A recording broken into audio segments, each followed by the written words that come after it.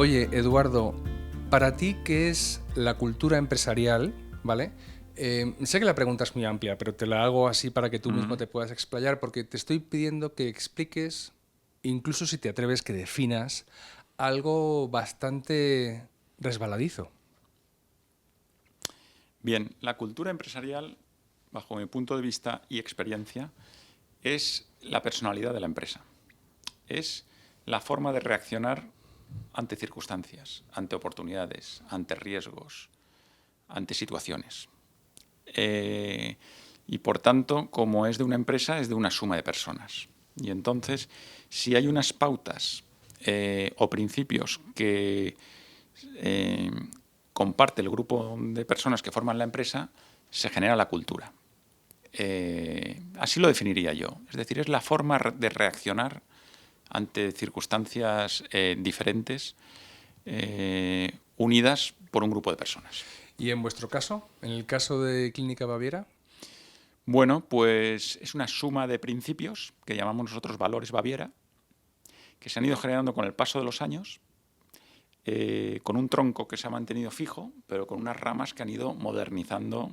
Hemos cumplido 30 años este año, entonces han ido afinándose a los nuevos tiempos, pero con un tronco común, que bueno, esencialmente hay muchos principios, porque de acuerdo a cada circunstancia, pues utilizamos un valor u otro, pero los muy troncales son el trabajo en equipo, la ética, la orientación al paciente, las personas, la simplicidad, la confianza, la visión a largo plazo, la austeridad, no como tacañería, sino como eficiencia de utilización de recursos, eh, la valentía, la superación, la gratitud.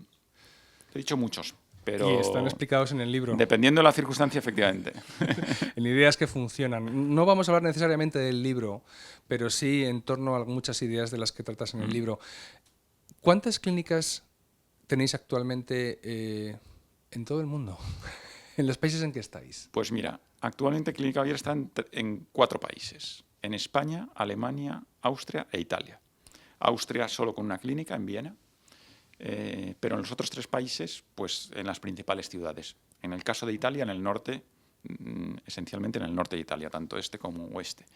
¿Y cuántas clínicas tenemos? Fácil, porque estamos ya rozando, estamos en la clínica número 99, pues en torno a 100 clínicas. Y en todas existe esta misma cultura. Pues sí, en todas existe esta misma cultura con algunos matices por países, ¿vale? Porque, por ejemplo, el caso de Alemania, hay una mayor rotación de personal por cultura y por estilo de país y tasa de desempleo, bueno, una serie de factores. Entonces ahí la pertenencia en la compañía, el número de años de pertenencia es menor, medio. Y aunque la cultura se parece, bueno, obviamente los principios esenciales los trasladamos y la comunicación es siempre transversal a las 100 clínicas, que no te he separado por países, la singularidad de los países y los líderes en cada país marcan un poquito alguna pequeña diferencia. Sois un negocio familiar, o al menos lo fuisteis muy en el principio, lo relatas en el libro. Ahora sois 99 clínicas, es mucho más grande, la cultura persiste. La pregunta es, en esa primera, que eran 2 clínicas, Valencia y Madrid, si no recuerdo mal, en esas primeras 2 clínicas ya estaba presente y luego se ha ido replicando en las sucesivas clínicas, o por el contrario, y por utilizar algo que esto de las propiedades emergentes, a medida que se ha agrandado, que ha crecido la empresa, han ido emergiendo esos valores. ¿Cuál ha sido el caso? Pues es una combinación de ambas, pero te matizaría en relación a si nacemos como empresa familiar o no. Y yo te diría que no hemos sido nunca una empresa familiar, Muy bien. aunque parezca mentira. Es verdad que unos miembros de una familia nos hemos unido para hacer un proyecto empresarial. Tu hermano y tú. Mi Tu hermano hermano y era yo cirujano y otros familiares, pero esencialmente mi hermano y yo en el momento inicial. y tú venías de Yo venía Pricewaterhouse. de Pricewaterhouse y vivía en Madrid, muy joven, 23 años, y mi hermano 37 años y vivía en Valencia. Era una combinación bastante, un match made in heaven, como dicen en Claro, inglés, ¿no? Era el cirujano experto en lo que se iba a hacer en la clínica y la mente empresarial que iba a formar el grupo. Efectivamente. La Y entonces, gestión. efectivamente, y la confianza entre ambos es la clave. Y es un poco lo que nos ha diferenciado, esa combinación nos ha diferenciado de muchos otros compañeros o competidores o en el mundo, porque nos hemos recorrido en 30 años todo el mundo y hemos visto. Y es muy difícil de conseguir, tanto la combinación como la confianza mantenida en el tiempo. ¿Vale? Pero como te digo, tengo 2 hermanos más, tenía padres en aquella época, y no hablábamos de Clínica Baviera en la familia, no, simplemente nos unimos porque éramos hermanos y nos conocíamos, lógicamente, de vivir juntos. Bueno, en esa época ya cuando la formamos ya no vivíamos, nos habíamos independizado, pero ahí nos van. Y además de nosotros, luego con el paso de los años se unen otros familiares, pero puntualmente, porque los conocemos, hay talento, nos gustan y se unen. Entonces, más que empresa familiar, lo que llamamos es familia empresarial. Me gusta más ese concepto porque ese nos define de mejor manera. Es decir, todas aquellas personas que permanecemos en el proyecto durante muchos años generamos unos vínculos muy parecidos a los de la familia. Y nos tratamos como si fuéramos una familia. Pero no por llevar el apellido, sino por haber permanecido años y haber conseguido retos y haber estado esos años. Hay que decir que Baviera es el apellido de la familia. Tú te llamas Eduardo Baviera, es decir, no es una marca, es un apellido. Entonces, esa familia empresaria tenía ya parte o todo ese conjunto de valores. Es algo bastante lógico de pensar. Bueno, una gran parte de los valores sí, pero como has explicado muy bien o has preguntado, emergen otros a medida que otras personas se incorporan. Digamos, por llevarlo a números, que el 80% de los valores actuales nacen de nuestra forma de ver el mundo, la vida y la empresa. Y un 20% van emergiendo por otras personas que se unen al proyecto y que decimos, caramba, pues esto no nos lo habíamos cuestionado y esto nos gusta. Y lo adaptamos al momento, al tiempo y al espacio. El término escala es como se denomina en el ámbito de los negocios y de la empresa a la multiplicación, al crecimiento, al aumento de la dimensión y el alcance de un negocio. ¿La escalabilidad de Clínicas Baviera supuso en algún momento un problema para la transmisión de estos valores? Y si no, ¿cómo lo hicisteis? Bueno, sin duda tienes que cambiar la forma de transmitirlos. Cuando nacimos éramos 2, 5, 10, 15, 20, 50. En esa época yo me conocía la particularidad personal de cada empleado, nombre, apellidos y situación. Ahora somos casi 1.500 personas y, lógicamente, no conozco a todos los empleados, aunque gasto muchísimo tiempo solo en ver a las personas.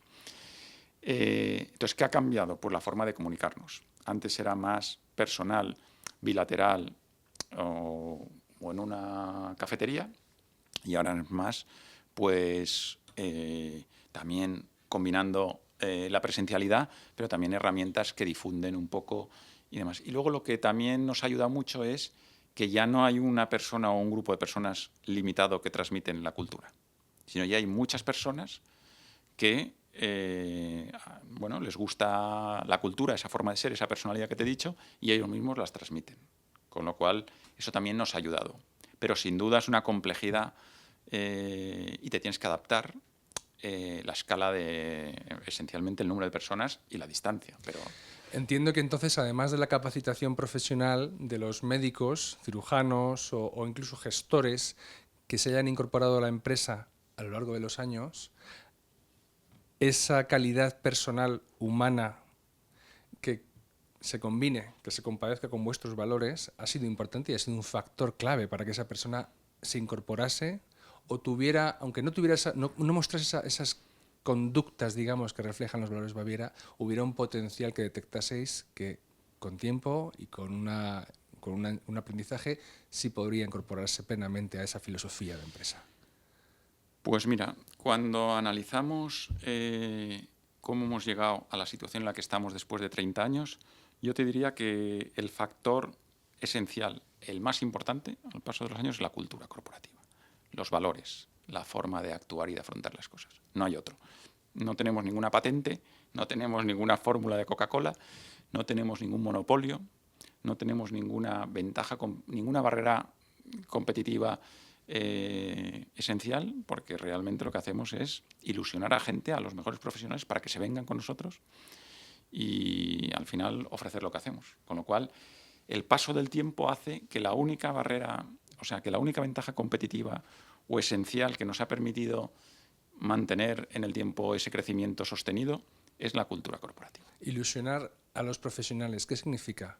Esto también se llama atraer talento. Pues ilusionar a los profesionales significa que no nos damos cuenta de que estamos trabajando y que necesitamos pertenecer a la compañía y al proyecto para ser felices.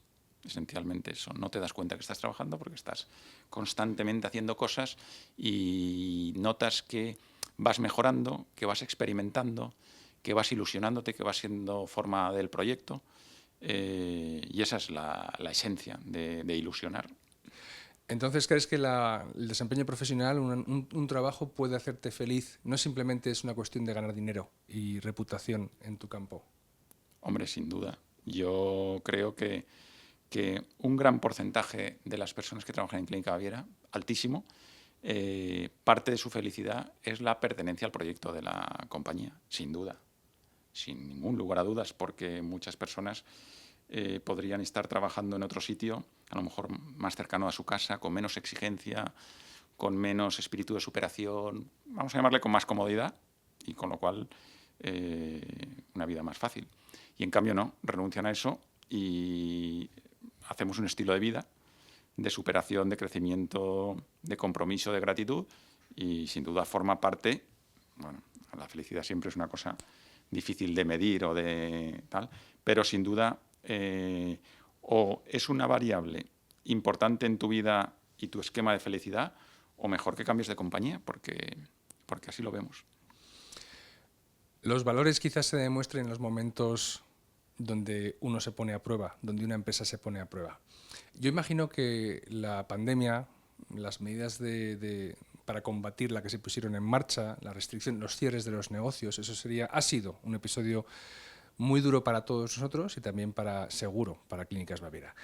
¿Tendrías ejemplos de cómo habéis superado retos asociados, por ejemplo, a lo que ocurrió en 2020, que se han superado gracias a que seguisteis fieles y demostrasteis que esos valores no eran simplemente ideas bonitas, sino realmente la forma en que os conducís como empresa? Bueno, yo soy de los que piensa que los valores no hay que decirlos, hay que hacerlos. ¿Vale? O sea, si los dices mucho, de hecho a mí no me gusta ni escribirlos. Esas cosas que dicen misión, visión, no sé, nunca las he entendido. Y si los dices mucho, caes en el peligro de luego no hacerlos. Entonces es mejor no nombrarlos mucho, no explicitarlos y actuar. ¿Vale? Eso en primer lugar. Y de hecho siempre intento bajar el nivel de intensidad del qué dices y subir el de qué haces. O sea, que ¿vale? Hablan más tus hechos que tus palabras. Sin duda, sin duda. Bien, por ponerte ejemplos concretos, pero bueno, que no que se destacan y muchas veces pues nos los agradecen o se agradecen o me los agradecen, ¿no? Pero yo los veo naturales a nuestra forma de ser, porque como te digo, nos tratamos como una familia. Entonces, si quieres, nos referenciamos a la pandemia, pero podemos ir a épocas anteriores. Cuando quieras. No sé, la pandemia, pues yo me acuerdo que como nosotros estamos en un grupo internacional con presencia en Estados Unidos, en China, sobre todo porque es el principal mercado, también en Hong Kong, en Malasia, pues bueno, tuve la suerte o la oportunidad de saber que antes que otros países, y en Italia, que fue antes que otros países, conocer la realidad de lo que se venía. Y entonces, bueno, me acuerdo que a mediados del mes de febrero repartí mascarillas para todas las personas y sus familiares. Entonces, claro, muchas veces los empleados me decían, ¿pero por qué? Y digo, porque es que lo estoy viendo, que a la otra parte del mundo, en China y luego en Italia, es que lo estoy viendo. Entonces, de forma preventiva, yo no sé si esto sirve o no, pero yo veo que allí se utiliza, de donde se originó el COVID, y lo repartí. Luego pues vino lo que vino y las mascarillas se acabaron y ¿te acuerdas de eso, de todo eso? Sí, sí, sí. Bueno, ese es un ejemplo, pero es que a partir de ahí pues nosotros cerramos las clínicas antes del confinamiento, porque primero intentamos hacer todo tipo de protocolos de cortar, pero en una clínica que venían gente, que nuestro personal cogía el metro. Al principio lo que hacíamos es autobuses. Si tú vienes de Getafe a Madrid, no cojas el metro porque es un sitio donde se contagia mucha concentración gente. de personas. Cógete un taxi, luego coches, hacíamos una recogida de personas. Bueno, hicimos muchas medidas en la primera quincena del mes de marzo. O sea, os cuidasteis, digamos. Hombre, que a la gente de vuestro equipo, a los... como si fuera una familia. Una familia. Tú piensa cómo cuidarías a tus hijos y a tu madre. Pues así nos cuidamos. No hay que pensar mucho más. Entonces tú cuidarías a tu hijo pues diciendo, oye, lleva cuidado, hay que arriesgar en la vida, pero lleva cuidado. Entonces nos cuidamos. Y no podíamos. Veíamos que no podíamos controlar la cadena de contagio. Te repito un poco, en Italia todo iba por delante. Entonces, bueno, me acuerdo que un día antes del confinamiento nosotros decidimos, y lo comunicamos a todo el mundo, cerrar las clínicas y solo atender a servicios de urgencia. Mucha de nuestra asistencia se puede reprogramar. Y así, pues minimizamos. Luego ya vino pues todo lo que sabemos, ¿no? El confinamiento y demás. Esa fue otra medida con un impacto económico, imagínate, 1.500 personas en casa, deshacer todas las agendas, impacto económico total. La suspensión de las cirugías. Todo. O sea, nosotros, para que te hagas una idea, venimos a facturar al mes unos 20 millones de euros. Pues ese mes facturamos 25.000. O sea, imagínate el cambio. Pero por encima estaban las personas. Siempre hemos puesto por encima las personas. Y no nos tembló el pulso para nada a nivel de consejo, de decisión, así. Ese fue otro ejemplo. Luego pues vino pues las clínicas que no actuaban, pues los de oficinas sí que podíamos trabajar, pero las clínicas no, nos acogimos a un ERTE. Pues bueno, nosotros como no sabíamos cuándo las autoridades iban a poder pagar eso, pues adelantábamos. Digo, o sea, que tú no notes nada en la nómina. ¿Tuvisteis ahí un buen colchón de liquidez? Bueno, somos una empresa que nuestros valores es... la austeridad. Bueno, la austeridad y el equilibrio. Y entonces para eso no somos una empresa que está endeudada, no apretamos al máximo, estamos capitalizados. Es una forma de ver la vida, como tú lo verías en tu casa. A ti te gustaría tener una casa pues estable y tal, entonces lo tenemos. Entonces para esos momentos pues sirve. Ese es otro ejemplo, yo qué sé. Otro es, pues bueno, situaciones personales de cada uno de tal, pues ayudarnos unos a otros, ejemplos muchísimos. Luego, por supuesto, pues en donaciones de China conseguimos pues la mayor dotación de mascarillas y EPIs que nos mandaron pues para el Ministerio de Sanidad, que lo pusimos a distribución. Todos nuestros respiradores que teníamos en quirófanos, pues lo que hicieron muchas empresas, tampoco. Tierra, mar y aire, en beneficio un poco de la circunstancia. Pero con naturalidad. O sea, es que es lo normal. Debería de ser lo normal, vamos. ¿Y estas decisiones cómo se toman? ¿Hay un comité, hay un líder? ¿Estás tú, tu hermano y tú? ¿Os reunís varios y decir, esto se va a hacer así? En general, las decisiones solo las toma una persona. Estas decisiones difíciles. ¿Dónde ponemos la máquina de la Coca-Cola? Normalmente puedes hacer una votación. En general, todo este tipo de decisiones, que pegas volantazos y que tienen solo las puede tomar una persona. Eso sí, influenciada por un grupo de personas. ¿Vale? Entonces, en particular, estas decisiones y muchas otras de esta relevancia, pues las tomo yo por la posición que me toca, no por ninguno tal. Pero sí que me dejo influir por las personas, escucho, veo, comparo, repaso los valores en esos momentos, te aíslas, te tienes que poner muy en soledad para tomar estas decisiones, porque al final la decisión y la soledad es una cosa completamente unida. Y así se hace. Y luego ya a partir de ahí es la comunicación y la ejecución. Este tipo de decisiones no son nada fáciles. No, claro que no. Este tipo de decisiones son difíciles, pero es que la responsabilidad, que para nosotros es una palabra muy importante, y de hecho tenemos un proyecto que es, una fundación que es Baviera Responsable, es eso. O sea, es saber mirar más allá del impacto a corto y del impacto sobre ti, sino ver el impacto que tienes sobre las personas, ver el impacto que tienes sobre los demás. Y no es nada fácil, claro que no es nada fácil, pero como así te podría contar 20 decisiones pues difíciles que tienes que tirar de los valores, de la intuición, porque no tienes todos los elementos científicos para decir, oye, eso no es decisión. O sea, cuando tienes todos los datos encima de la mesa y es blanco, es blanco. Y cuando es negro, es negro. Pero ¿y cuando es gris? Es que te lo digo porque, primero, es incertidumbre. Es decir, tú no sabes no ya el resultado de esa decisión, sino el contexto en el que los efectos de esa decisión se van a desarrollar. Efectivamente. Careces de la información, decides con información completa, que es como siempre se decide. Claro. No puedes prever el futuro y aún así sabes que algo tienes que hacer. No puedes caer ni en la parálisis por análisis, solicitar más y más y más datos porque no van a resolver el problema, y tampoco puedes decir, dejo que el problema se resuelva solo, porque No. hay gente, hay personas que dependen de ti. Claro, en ese tema yo siempre digo que ante una decisión muy importante tienes que acotar el periodo de tiempo que vas a tener adecuado para tomar la decisión, ¿vale? Imagínate una decisión muy importante que la puedes tomar en un mes. Bueno, pues tienes un mes para dar vueltas y vueltas y vueltas y escuchar y mirar y ver y analizar consecuencias. Hay veces que tienes un día y hay veces que tienes horas. Lo primero es el periodo temporal que vas a tener. Y lo segundo, si tienes un mes, pues la puedes acumular información. Si tienes una hora, tienes que basarte en valores e intuición. Entonces, el tiempo que tienes para tomar una decisión importante, a mí me gusta. Y luego, no por tener más tiempo, la decisión va a ser mejor. Es decir, si la tienes que tomar en un mes, no estés 4 meses. Porque es lo que tú dices, la parálisis por análisis o el círculo que al final ya no sabes. Entonces, en un mes se toma la decisión. Tienes un mes para recabar toda la información y meterla en la coctelera. Si solo tienes un día, pues solo tienes un día.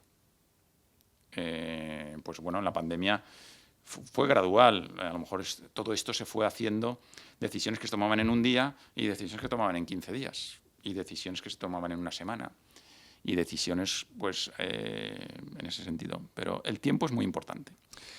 ¿Es esta una de las cualidades que el líder debe tener para serlo? Te lo digo porque generalmente cuando se habla de líderes se le pone siempre al líder en el contexto de un equipo de personas. Es quien conduce a las personas, con lo cual esta faceta solitaria de quien se cierra para decidir y luego, claro, el equipo le apoya, me parece fundamental, pero parece que no es tan atractiva de vender. Da mucho miedo. Bueno, vamos a ver. Las decisiones se reparten en la empresa dependiendo del tipo de decisión que es y en el área en el que cabe. Yo, por la posición que ocupo, te estoy hablando de decisiones estratégicas, pero infinidad de decisiones no las tomo yo, porque están o no en mi área de responsabilidad o no en mi nivel de responsabilidad. Entonces no las tomo yo, pero se toman con una misma filosofía. ¿Vale? Volvemos al comienzo de la conversación. Claro. Y sobre todo con una influencia del equipo. Es decir, aunque yo tome la decisión, en mi caso, alguna que me toca en mi ámbito de responsabilidad, en soledad, te digo la soledad, para poder saber combinar todas las piezas. Pero antes, el minuto antes de la soledad, he estado con el equipo, con esa influencia que el equipo te hace, con esos ángulos que tú no eres capaz de ver, con esas derivadas que tú no eres capaz de ver, influenciado. Y luego se toma la decisión y se transmite al equipo y se tal. Pero no. El líder no es el que tiene que acumular la toma de decisiones. No. Dependiendo. Hay decisiones tácticas que se tienen que delegar, hay decisiones estratégicas que se tienen que consensuar. Depende. Entonces, el líder bueno es el que, para mí, sabe adaptarse a cada contexto, a cada momento, sabe apoyarse del equipo, de las personas, y sabe que el liderazgo no es único, es un conjunto, porque no hay un liderazgo único en una empresa tan grande como esta. Hay, pues, a lo mejor te diría yo que hay entre 50 y 100 líderes o personas que ejercitan el liderazgo en la compañía. Entonces, claro. Preparando la entrevista me surgió una idea, digo, voy a preguntarle a Eduardo sobre el autoliderazgo. Creo que en el libro se trasluce la idea de que quien al final pasa a formar parte realmente, estas personas que son felices en el trabajo, en Clínica Baviera, acaban siendo autolíderes en su pequeño ámbito de responsabilidad. ¿Estarías de acuerdo? Totalmente. Todos somos líderes de nuestra vida. O sea, esa responsabilidad es indelegable. Con lo cual, el autoliderazgo, lo quieras o no, es algo que lo tienes que asumir. Luego, si lo quieres perfeccionar, pues te irá mejor en la vida. Pero liderar es guiar. Liderar es poner las condiciones para llegar a algo. Y entonces en tu vida, desde que naces, tú tienes que tener esa capacidad. Y aumentarás las probabilidades de conseguir buenas oportunidades o buenas situaciones. Entonces, en la medida en que eso se hace consciente y se ayuda a cada uno a mejorarlo, pues es que es la cualidad número uno del líder, el autoliderazgo. Si no te dominas a ti mismo, es que no vas a conseguir un buen desempeño o camino, porque vas a carecer pues de la disciplina, la ética, todo lo que es la fuerza interior. En el ámbito personal y en el profesional. Es decir, vuestros empleados son autolíderes en sus pequeños ámbitos. Te lo digo también porque, enlazando con lo que comentabas, la toma de decisiones al final en el libro queda muy claro, se transmite hasta ese profesional que está en la clínica de China a través de unos procesos muy claros que funcionan porque quienes intervienen en ellos asumen la responsabilidad de hacer que funcionen. Sí. Son líderes de su propia función. Claro, efectivamente, o sea, cada uno en cualquier todos los empleados tenemos el ámbito de responsabilidad, la libertad y la capacidad de decidir en nuestro ámbito de responsabilidad, sin duda. El médico cirujano, imagínate cuando toma una decisión, la enfermera cuando es responsable de su quirófano y de las medidas de los protocolos, cumplirlos y adaptarlos y personalizarlos. O sea, todos tenemos un líder dentro, es que eso es inevitable. Luego es la combinación de cómo los conectamos y demás. Y en referencia a la diferencia entre la vida personal y profesional, nosotros no la separamos. Yo no creo en eso. O sea, yo no creo que tú eres de una forma en el trabajo y de otra forma en tu vida personal. Para mí eso o no lo entiendo, o no lo comparto, o eso es otra cosa. Clínica Baviera no es eso. Somos idénticos cuando estás en casa que cuando estás en el trabajo. En el libro queda muy claro que tuvisteis y luego se hizo, digamos, vamos a decir, una política de empresa, permíteme la expresión, énfasis y mucho interés por sistematizar, por aclarar bien los procesos. Ahora lo llaman protocolos. Para mí protocolo sigue siendo, lo relaciono con diplomáticos y cenas Sí. de jefes de Estado, ¿no? Y conectado con los procesos claros y bien definidos, la simplificación de los procesos. Explícanos un poquito eso, porque también se conecta mucho con la vida. La comunidad de Value School, hay muchas personas que persiguen la productividad, la eficiencia en aquello que hacen. Bueno, está absolutamente relacionado la simplificación con los procesos. O sea, si tú no simplificas las cosas, no eres capaz de establecer unos procesos que podamos seguir. Lo uno lleva a lo otro. Y si tú no estableces unos procesos, no puedes crear una escalabilidad de lo que hemos hablado, una historia. ¿Vale? Entonces, es esencial simplificar. Y es importante establecer procesos óptimos. Y no solo establecerlos, sino revisarlos, actualizarlos, compartirlos, que sean realidad lo mismo que antes. Entonces, nosotros establecemos procesos y vamos revisando y vamos quitando procesos. Y siempre, siempre, siempre buscando una simplificación. Simplificación es menos es más, llamarles a las cosas por su nombre, algo que podamos entender todos. Huyendo de el aparentar, el glamour, la sofisticación, la complejidad. ¿Hubo algún momento en el crecimiento del grupo donde formas de de conducirse, pautas de comportamiento, llámense procesos, se acabaron sistematizando, se hacían de forma intuitiva? Imagino que lo que ocurre en el quirófano no, porque a mí se me asemeja a lo que pueda ocurrir en la cabina de un avión. Muy parecido.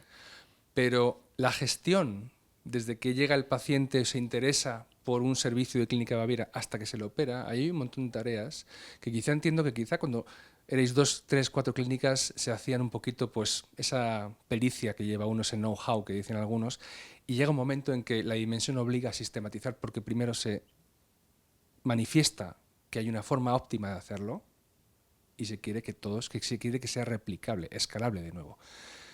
¿Ocurrió? ¿Recuerdas tú Hombre, que...? sin duda, sin duda. Mira, en 30 años cambia todo, absolutamente todo. Y lo que no cambia es el espíritu de que el que saca una idea la comparte enseguida al grupo. y al revés, cualquier idea se cuestiona. Nosotros, bueno, el libro le he llamado de la historia de Clínica Baviera ideas que funcionan. Es que es eso, es eso. Pero esto es absolutamente dinámico. Mira, cuando nosotros empezamos, la tecla de marketing esencial eran las páginas amarillas. Que ya no existe. Yo creo que mucha gente que escuche esta entrevista no va a haber visto en su vida un libraco de páginas amarillas. Pues la mayoría de nuestros pacientes. Y ahora es, pues ya lo sabemos, ¿no? Google, and Company. anuncios. O sea, imagínate, y entre páginas amarillas y Google no te quiero contar la de cosas que hemos probado, quitado, funcionado, creer que es el maná de por vida y nada es de por vida. Eso es lo bonito del progreso, lo bonito de la empresa, y por eso la superación es un valor para nosotros esencial. Entonces, quiero decirte, en ese sentido, la confianza es fundamental para que la idea mejor se imponga y no la idea que trae una persona. ¿Y cómo se transmite esa idea mejor? Porque puede surgir, por ejemplo, en la clínica que está en Milán, por ejemplo. ¿Cómo se detecta que ahí está pasando algo que es una buena práctica y que se va a replicar en el resto de Hombre, para clínicas? eso estamos las personas que transversalizamos. ¿Tú viajas allí? Sí, lógicamente viajamos y tal. Pero fíjate, mira, mañana tengo, como es 1 de mes, tenemos una reunión que le llamamos 360. ¿Vale?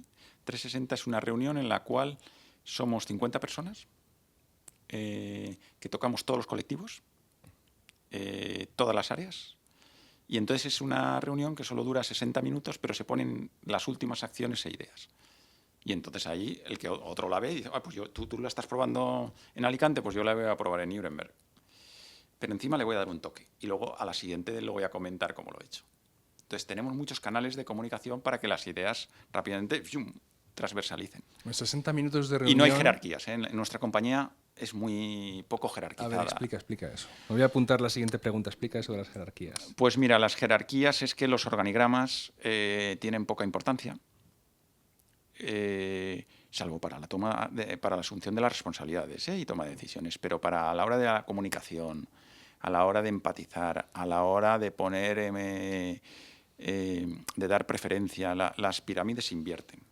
Es decir, yo en mis organigramas, la gente se ríe cuando lo enseño, pero yo estoy abajo de mi equipo, porque si tú estás abajo, significa que estás protegiendo, ayudando, acompañando.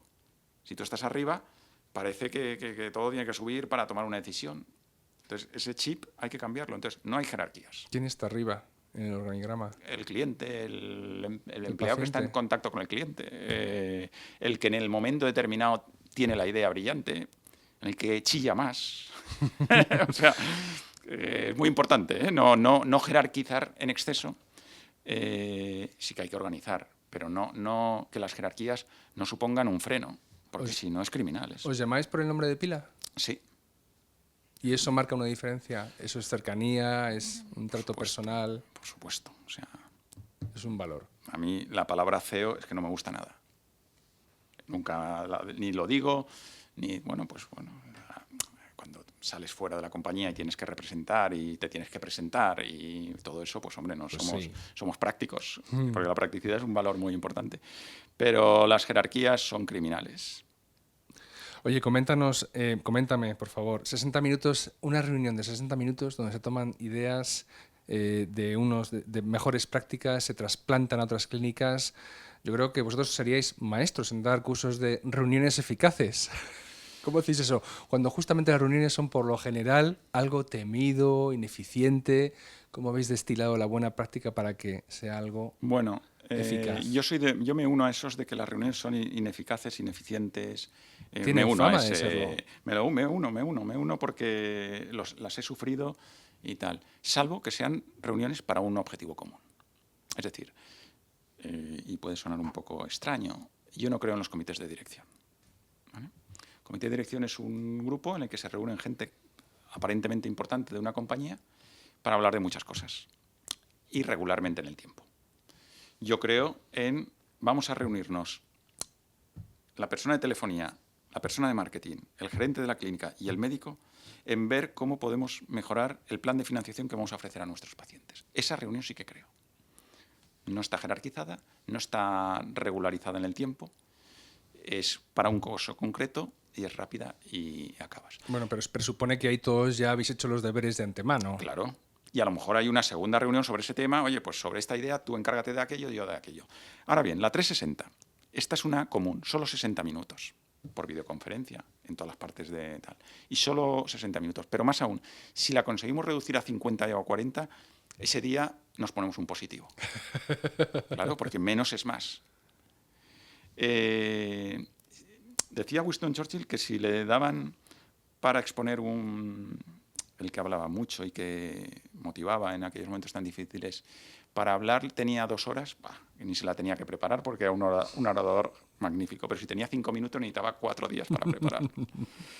Pues esto es lo mismo, entonces las preparamos durante todo el mes. Yo cuando te he dicho que me tengo que ir pronto hoy es porque la tengo que repasar lo de mañana, cada palabra, cada frase, cada tal, para reducir. Y entonces las preparamos, pues somos 4 o 5 personas que vamos creando la agenda. Oye, ¿tú qué idea has tenido? Mira, pues en Galicia hemos hecho esta acción que ha salido muy bien, que se podría hacer en Milán. Preséntala. En telefonía hemos visto que no sé qué. Se presentan en breves, además así la gente va aprendiendo a hablar, vamos conociéndonos. Y luego también mucho de valores. O sea, la primera parte es de ideas y la última es de valores.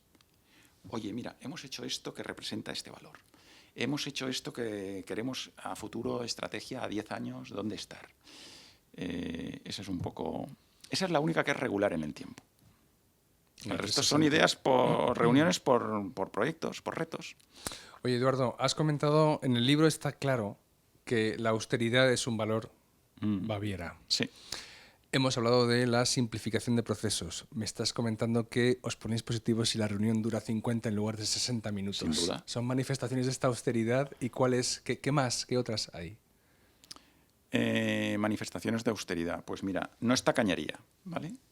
A mí no me gusta hacer concursos de proveedores para seleccionar... Para apretar las tuercas. No. Es que, además, no digo que no lo hagamos nunca, pero no. no me gusta. No creo que es el camino, ¿vale? Pero tú a lo mejor no es cuestión de bajar el precio de un consumible. A lo mejor es de no consumir eso. A lo mejor es de hacerlo de otra forma. A lo mejor es de lo que te digo, consumo. La austeridad es progreso. Es decir, hay 2 formas de progresar en la empresa. O haciendo cosas nuevas o haciendo cosas más económicas o con menos recursos. Porque si tú al cliente le exiges menos esfuerzo económico para lo que tú le ofreces, va a tener ese residual económico para otras cosas. Eso es progreso. Así progresa la humanidad. Y así nos permite que, a pesar de todas las adversidades que hay, cada vez la vida es mejor. Esa es una. Y otra es haciendo cosas nuevas. Entonces, intentamos hacer las 2. Pero la primera, austeridad, pues es clara. ¿Cómo se construyen relaciones de largo plazo con vuestros proveedores? Porque es lo que uno querría. Es decir, en Value School hablamos de largo plazo, con las inversiones. Siempre decimos que uno debería concebir su propia vida como un proyecto personal y profesional a largo plazo que va a extenderse en el tiempo. Me parece que una relación similar con proveedores es fundamental para la estabilidad de un negocio. Pero deberían entonces compartir vuestros valores. Bueno, las relaciones para nosotros han sido muy importantes. Se establecen con el paso del tiempo. Tú con el tiempo conoces a una persona, conoces a una empresa, conoces a una organización. Entonces es cuestión de tiempo. Si ellos ven que tú les comunicas, que tú compartes, que tú no cambias a la primera de turno, o que tú cuando haces, o si tienes que cambiarlo tal, pues generas relaciones. Y eso es clave también para la credibilidad tuya como compañía. Entonces la reputación y credibilidad es fundamental para atraer el talento, atraer que te venga la innovación, tal. Entonces la reputación, que se consigue solo con el tiempo. Y las acciones, claro. Y con franqueza, honradez en el trato. Pero igual con el mercado, con accionistas, con empleados. La reputación te sirve, que es tu carta de presentación para todo tipo de acciones en el mundo. Coméntanos aquello que ocurrió cuando salisteis a bolsa. ¿Qué pasó con el precio de la acción, el precio de salida? Sí, efectivamente. Muy bonito. Que de esas tenemos muchas. Pues, no sé. Estos procesos, lo que se hace es intentar ilusionar, motivar a todos los accionistas, a todos los inversores potenciales para subir el máximo precio de venta de una compañía. Bueno, es una forma de pensarlo. nosotros lo pensábamos de otra forma. Como vamos a salir a bolsa y creemos que es una cosa buena para la compañía y vamos a invitar a gente nueva, queremos que tenga un precio y que paguen un precio que tenga recorrido y que pueda, en base a nuestras creencias, tener un beneficio. Entonces, eso hicimos lo que se llama el roadshow, que es la presentación a inversores, y veíamos que por la oferta que era mayor, el precio se disparaba hacia arriba. Entonces, nosotros vendíamos un paquete accionarial y el banco de inversión me dice, esto no me ha pasado nunca, que el cliente me diga, no, 18. Esto no me ha pasado nunca. Digo, bueno, pues ya la primera vez. No lo veo tan raro. El querer vender una cosa e invitar a un accionista, que va a ser una relación en el tiempo, a un precio que nosotros vemos razonable y equitativo, para que tenga recorrido, pues si no te ha pasado nunca, macho, pues te aguantas. Y tuvimos un cierre de precio de booking, que le llamaban ellos, muy tenso, pero al final lo conseguimos, 18 euros.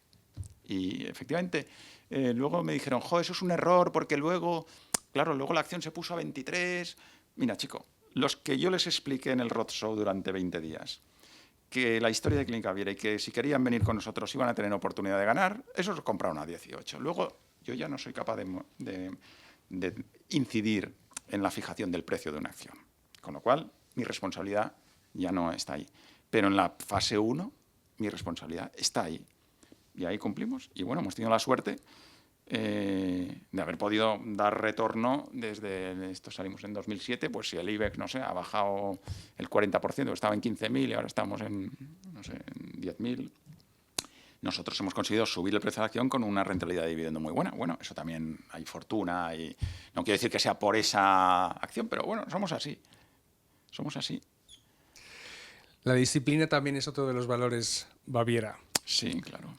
Claro, la disciplina es hacer lo que tienes que hacer en lugar de lo que te apetece hacer. Claro, sin embargo, estamos en un mundo donde lo que prevalece es lo contrario. Se valora la espontaneidad, la libertad, entendido en yo soy libre en la medida en que hago lo que me apetezca en cada momento. ¿También vais contracorriente en eso? Vamos a ver, has dado en el clavo una cosa que me han dicho muchas veces. Oye, vosotros vais en contracorriente.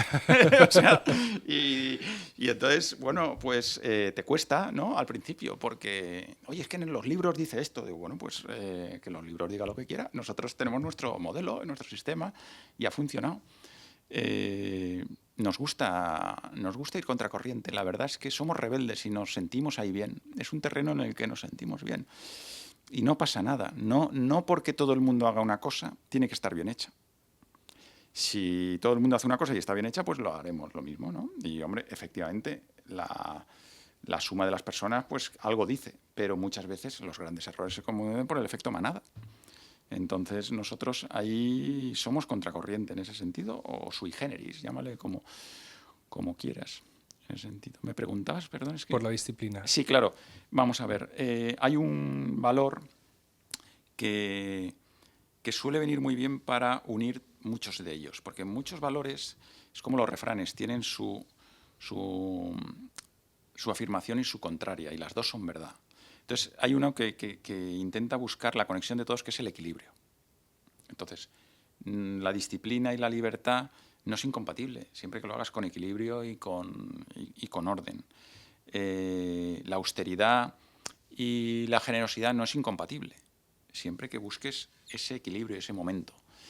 Entonces, la disciplina es una cosa buena, porque si tú requieres superarte, que es un valor para nosotros muy importante, requieres disciplina, tienes que hacer lo que tienes que hacer y no lo que te apetece hacer. Es verdad que somos una compañía que deja mucha margen de libertad a la persona que trabaja con nosotros para conseguir responsabilidad. Si tú no dejas libertad, no hay responsabilidad, va unido. Si tú no dejas libertad, responsabilidad, no hay compromiso, no hay eso que te contaba de ilusión. Entonces se rompe la ilusión. Entonces todos estos matices de la forma de ser y actuar tienen que ver con el equilibrio. Entonces, la disciplina, el equilibrio, el descanso, por ejemplo. Nosotros, la superación es algo fundamental, pero también el descanso. Nunca estresamos los recursos de una forma que puedan solo tener un resultado en el corto plazo. Siempre nos anticipamos. Y decimos, preferimos ganar menos, por decir de alguna forma, pero crecimiento sostenido. Claro, estamos conversando y parece que esto es una historia de éxito. Estoy seguro que habrá habido problemas, dificultades e incluso fracasos, Hombre. porque la perseverancia, como explicas en el libro, es otro de los valores. Claro, fracasos, claro que ha habido muchos. De hecho, la internacionalización, la expansión en otros países, cuentas tú, en algunas etapas de la historia de la compañía, hubo que dar pasos para atrás. Claro, la primera vez que lo intentamos fracasamos. En Alemania fue, me parece, No, ¿verdad? la primera vez que lo intentamos fue en Milán y en Londres. Milán y Londres. ¿Vale? Muy jóvenes, dijimos, oye, esto funciona en España, pues nada, 2 cabezas de puente más. Yo trabajé en una empresa de transporte y la logística la logística me enseñó mucho de que la posición de las piezas es tan importante como la propia pieza. Entonces dije, bueno, ¿qué 2 mercados son interesantes? Italia, pues bueno, Milán y Londres y otro el inglés. Y ahí nos lanzamos. Y fracasamos. El momento y la no preparación, fracasamos por factores como digo, de momento. Y nos retiramos.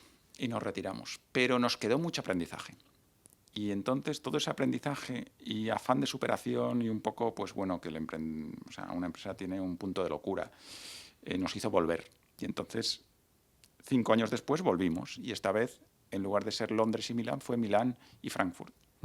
Y esta vez sí que nos salió bien. Nos acompañó la fortuna también, igual que en la primera etapa, pues el fracaso estuvo combinado de desaciertos y fortuna. En este caso, pues aciertos y fortuna. Y el fracaso entonces puede ser un peldaño para el éxito futuro. En vuestro Hombre, caso lo fue. Si aprendéis las lecciones que el fracaso os puede enseñar, el fracaso sin duda enseña más que el éxito. Yo lo pienso así. Porque el éxito inevitablemente te aferras a lo que hayas hecho. El éxito te hace evaluar por encima tus capacidades, mientras que el fracaso te hace sufrir y el sufrimiento hace que aprendas. Y ese aprendizaje entonces enseña más el fracaso que el éxito. Lo que pasa es que la vida es una combinación de ambos. Entonces, no concibo el éxito sin el fracaso. No lo concibo. O sea, no. Si tú no fracasas en la vida, quiere decir que no estás yendo a por las oportunidades que realmente la vida te ofrece. Si Rafa Nadal hubiera dicho, mira, me quedo a jugar solo en tierra batida porque aquí es donde no voy a perder ni un partido, pues hubiera perdido los Opens de Australia, de Estados Unidos, de Wimbledon, e inclusive hubiera sido peor en la tierra batida. Entonces, es que eso, vamos, es tan obvio como la vida misma. ¿Has comunicado malas noticias a tus equipos? Claro. Sí. Sinceridad, lo primero. Planes que se truncaron, fracasos. Sí. No se barre debajo de la alfombra. No. Más aún, no se barre debajo de la alfombra, buena expresión, me gusta, y los éxitos se intentan rebajar. Sí, porque los éxitos muchos, como te he dicho, una parte es el componente aleatorio. Y si no los ponderas con las circunstancias, uno es uno y sus circunstancias, además de que tú determinas un poco, ¿no?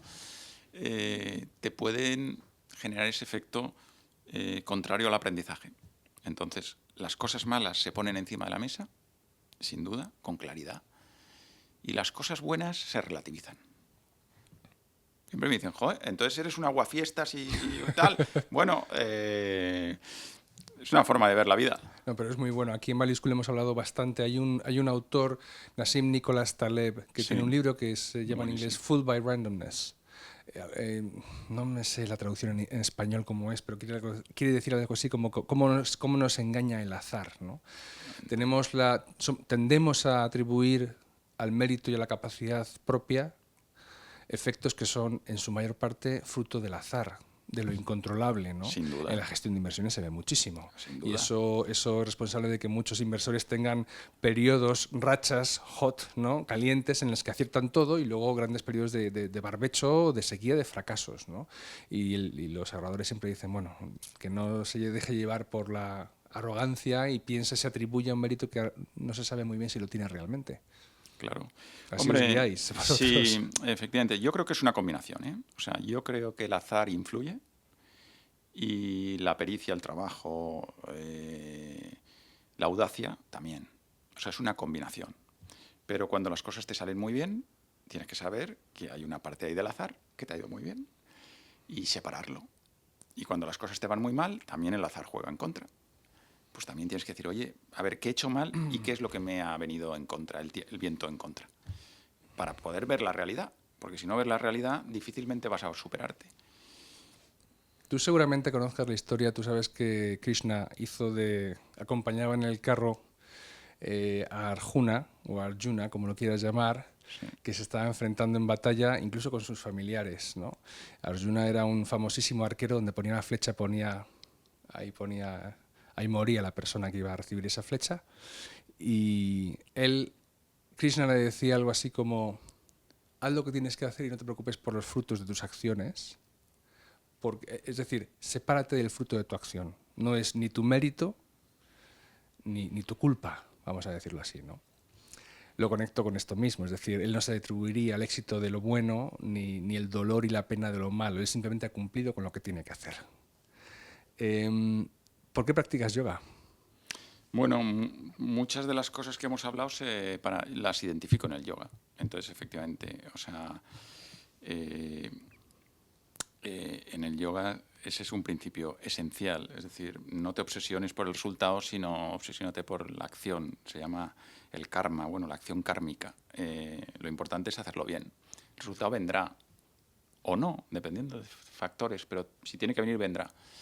Entonces, es mucho más... El yoga no significa ponerse la pierna detrás de la cabeza. No, ni claro, yo siempre he eso pensado, es gimnasia. Eso se llama gimnasia. digo, si esto es yoga, acabamos de expulsar del yoga el 90% de la población del mundo. El yoga no puede depender de la elasticidad o flexibilidad de unas articulaciones. Tiene que ser algo mucho más profundo y que todos puedan disfrutar y compartir. El yoga, hay muchas definiciones, ¿no? Yo te daré un par, las que yo más entiendo. El yoga es un método de autodesarrollo personal, ¿vale? Esa es una, es decir, es una una farmacia de herramientas para vivir.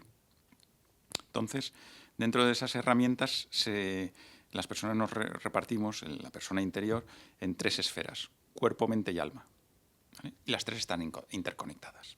Entonces, cuando tú estás haciendo esas posturas que dices, o posturas físicas de yoga o yoga físico, asanas, que lo llaman. Asanas, efectivamente, tú no las haces ni para superar la elasticidad que tengas, ni para mejorar tu musculatura. Todo ello se consigue, pero tú las haces para el control de la mente. Mientras tú estás haciendo esa postura, estás controlando la respiración y la atención, si lo estás practicando bien. Con lo cual, el control de la mente es muy importante, he dicho las 3 esferas: mente, cuerpo y alma. Si tú el cuerpo lo cuidas, que es tu vehículo para la vida, si tú la mente, que es el conductor, la tienes lúcida, tranquila, para ir gestionando las decisiones, los pensamientos, los sentimientos, y el alma, que son los valores, vas aprendiendo a separar lo bueno de lo malo, pues tú todo eso se practica con el yoga.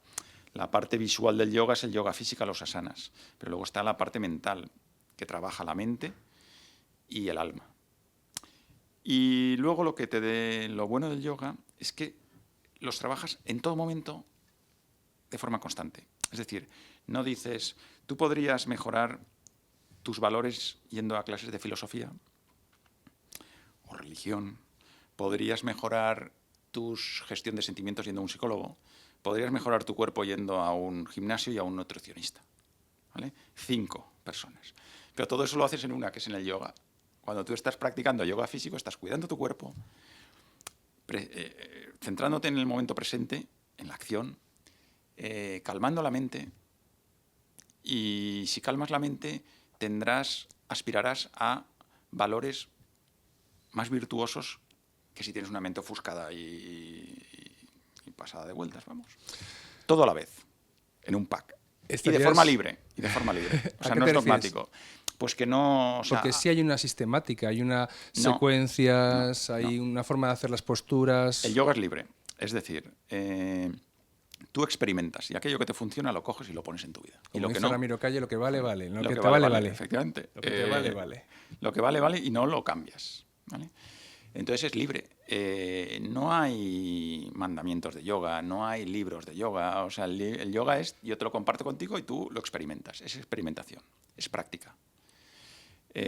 Con lo cual, pues hay gente religiosa que practica yoga, gente no religiosa, hay gente de 90 años que practica yoga, o sea, es totalmente libre. Y eso a mí me atrae, me atrajo. ¿Estarías de acuerdo en que no es ni exageración ni metáfora decir que los beneficios que uno reporta de su práctica sobre la esterilla de yoga impactan y resuenan en su vida diaria y profesional, por ejemplo, en tu ocupación y desempeño como un directivo? Hombre, mucho sin duda. Porque yo siempre he pensado, Mucho. y tú sabes que también lo practico, Sí. que digo, el yoga no está confinado a los 4 lados de la esterilla. Lo que a mí me esté reportando de beneficioso, los dulces frutos del yoga, debo ser capaz de poder llevármelos fuera de esta esterilla. Para que realmente el yoga sea una parte, sea un centro de gravedad en mi vida, alrededor del cual gire todo. Bueno, yo pienso que cuando estás en la esterilla estás entrenando. El yoga se practica en la vida, cuando sales de la esterilla. Lo que pasa es que en la esterilla entrenas a desarrollar la flexibilidad, entrenas a desarrollar la atención, entrenas a desarrollar la voluntad, la disciplina, porque a lo mejor no te apetece hacer una postura que te requiere un esfuerzo, la relajación. Y luego sales de ahí y te vas a la vida. Y en la vida tienes que desarrollar la voluntad, el equilibrio, la lucidez. Tienes que desarrollar la atención para evitar que la distracción tal. Entonces yo creo que el yoga se practica en la vida y se entrena en la academia o en tu casa. Tal. Te gusta tanto que escribiste hasta un libro Sí. de lecciones que aprendiste. Es una dedicación de amor, ¿verdad? Los que nos dedicamos al yoga es una... Bueno, A labor of love, como dicen en sí, inglés. Es un, no llega a es un ser, trabajo de amor. o sea, no soy, no tengo o sea, no creo que tenga el conocimiento suficiente como para decir que he escrito un libro de yoga. Yo lo que he escrito es un libro cuyo título pone lo que aprendí en mis clases de yoga. Entonces, simplemente lo que hago es compartir mis experiencias, mis apuntes, y también una parte en la cual hago una serie de entrevistas a personas practicantes cómo les ha mejorado la vida. Entonces, no me considero un escritor de un libro de yoga. Pero has compartido lo que el yoga te ha reportado a ti. Efectivamente. Es una labor de agradecimiento, es una obra de gratitud hacia el yoga. Claro, sin duda. Nos escuchan muchos jóvenes, Eduardo, y no eres la primera. Nos gusta traer a directivos de empresa. ¿Qué les dirías? Y limito más la pregunta. Sabes que España es un país, yo creo que somos bastante pesimistas respecto al futuro, a las posibilidades. Tenemos tendencia a verlo todo en negro. Hay un libro titulado incluso Si habla mal de España, es español. Sí. Y en Value School creo que somos optimistas por naturaleza. El inversor a largo plazo debe serlo. Invierte en la prosperidad porque piensa que el futuro va a ser mejor que el momento presente. Para que los jóvenes de este momento, que nos escuchan, 19, 20 años, se incorporen con buenas oportunidades al mercado profesional, que yo pienso que es mundial, que verlo hoy en día como mi mercado es no ya mi comunidad autónoma, sino mi país, es estrechar mucho esas miras. ¿Qué les recomendaría? ¿Qué deberían aprender? Hombre, yo puedo decir mis pensamientos, no enseñar es una responsabilidad muy elevada y no sé si estoy preparado, pero te diría 4 o 5 reflexiones que yo he llegado a ellas con la reflexión y la observación. 1, esto de los países no es verdad. O sea, todos somos personas. O sea, los países son una cosa que nos hemos inventado circunstancialmente los políticos o la sociedad para organizarse. Es decir, el mundo siempre va mejor. Eso es una obviedad. Con pequeños dientes de sierra, ¿no? Que pueden ser las guerras, pero siempre va mejor. O sea, obviamente se vive ahora mucho mejor, hay muchas más oportunidades, hay mucho más conocimiento compartido, hay mucha más libertad, tolerancia. Entonces siempre va mejor. Mi abuelo decía que a él le hubiera gustado ser hijo suyo. Es el único deseo que pedía. Y es obvio, quiere decir que siempre va mejor. Es verdad que ahora un joven pues, puede decir, sí, pero es que ahora hay más competencia. Mejor, o sea, hay más oportunidades para todos, se iguala todo. Cualquier libro que quieras te puedes meter en internet, si lo quieres entero o resumido. O sea, sin duda, el mundo va mejor. Y la competencia te hace mejor. La competencia te hace mejor, sin duda. Si no hubiera competencia, no existe desarrollo, es imposible, se ha demostrado y se ve. Entonces yo lo único que diría es, obviamente hay que ser optimista, hay que ser abierto, pero hay que trabajarlo, hay que ir a por ello. Entonces, no sé, recomendaciones que diría, vete de tu ciudad, y no lo digo porque te tengas que ir de tu ciudad, sino haz el ejercicio mental de salir de tu situación de confort, de tus amigos, de tus prejuicios, de tu familia que te apoya, porque eso son limitaciones que te hace. No sé, haz el Camino de Santiago. Porque digo esta cosa así un poco fuera del sitio, porque ahí se nota que tú te conoces a ti mismo, tu fortaleza, tu resistencia, el poder de la perseverancia, la fuerza de la naturaleza, la globalidad de la vida, lo que es un amanecer, un atardecer. También diría, mira películas inspiradoras, no sé, Forrest Gump, que era una persona pues muy limitada en sus conocimientos y que tuvo una vida pues que lo hizo todo, ¿no? O sea, adquiere experiencias. Adquiere experiencias. Ponte dificultades. Ponte dificultades, efectivamente, disfruta de lo que hagas, inclusive de las dificultades. Es que se disfruta mucho. Entonces, mente abierta, vea por ello. Es verdad que la fortuna, como hablábamos antes, influye, pero también tu capacidad y tu actitud influye también mucho. Entonces la vida es probabilidad, con lo cual sube las probabilidades. La fortuna te la labras. En inglés dicen you make your own luck. Bueno, al final es una combinación. O sea, la vida es probabilidad, ¿vale? O sea, entonces tú puedes manejar esa probabilidad, ¿vale? Si tú quieres ser un buen tenista, no puedes conseguir el 100% de posibilidades de conseguir a lo mejor lo que tú quieres, ¿no? Pero si tú entrenas, practicas y practicas, vas a ir subiendo tus probabilidades de ganar ese partido. Entonces la vida es probabilidad y la probabilidad hay un factor que tú no dominas, pero hay otro que sí. Entonces, ¿por qué no ir a tope en lo que tú dominas? Es que es muy simple. Y todo lo que es pensamiento negativo no vale de nada. Lo tenemos, hay que dejarlo pasar. El yoga también te enseña eso. No vale de nada. Entonces, si no vale de nada, si no son pensamientos útiles, ¿para qué hacerles caso? Eduardo Baviera, ha sido un placer conversar contigo en el podcast de Value School. Muy bienvenido. Esta es tu casa. Esperamos volver a tenerte, quizá ya no solamente en el podcast, sino también en la sala de Value School, hablando a un público mayor y presente. Pues muchas gracias y ha sido un placer.